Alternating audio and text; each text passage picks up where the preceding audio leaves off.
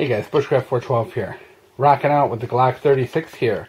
One of the rare few handguns that are actually New York Safe compliant under the new laws here. And I want to talk real quick about this law. I know I've put out a lot of videos and, you know, I've upset a lot of people with some of the stuff I've said and that, you know, I'm going to comply with this law. So I want to do a clarification because so much has changed and we're getting so much more information out of the state police and, you know, the state as to what exactly this law entails. And, you know, it's really complicated, guys. So here's what's going to happen. I will not be registering any firearms. None, period. It will not happen.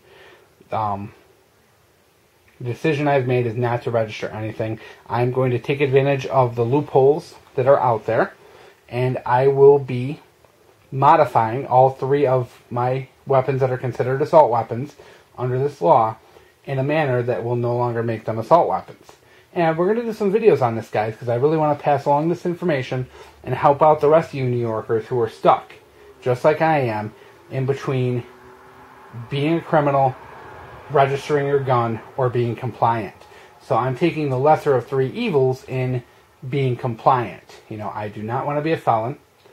I do not want to register, so I think the lesser of the evils is to make the weapons compliant with this law. And New York State has been pretty good lately about releasing information about exactly what you need to do to make them compliant. So I'm going to be gathering up a lot of that information, putting it together, and putting videos on several different types of firearms on how to convert them to a New York Safe compliant. So look forward for that over the next couple of months. And guys, registration has not even started yet. We have another year. Don't get all fired up about this. The law can still change. A lot of stuff can change between now and January when registration actually becomes fact. So I'm doing these videos as a precaution so that everybody out there has the information and has the capability to do what I'm doing when it comes next January and it comes time where you have to decide for yourself personally whether or not you want to register that gun, take your chances with the law, or become compliant. And guys, please leave the comments about your opinions about registering and all that out of this.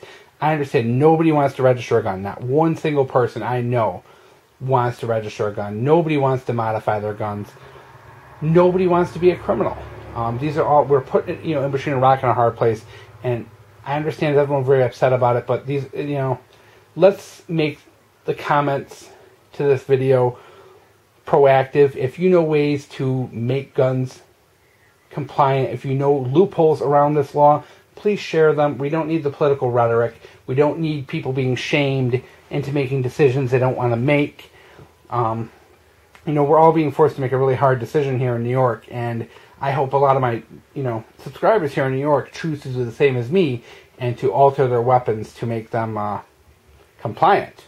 Because registration is not an option. Selling your guns out of state is not an option.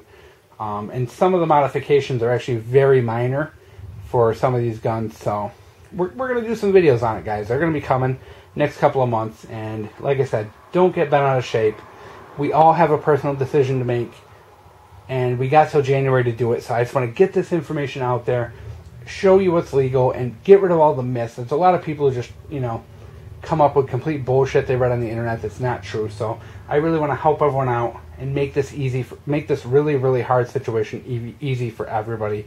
And, you know, the first video, of course, is going to be the AR-15.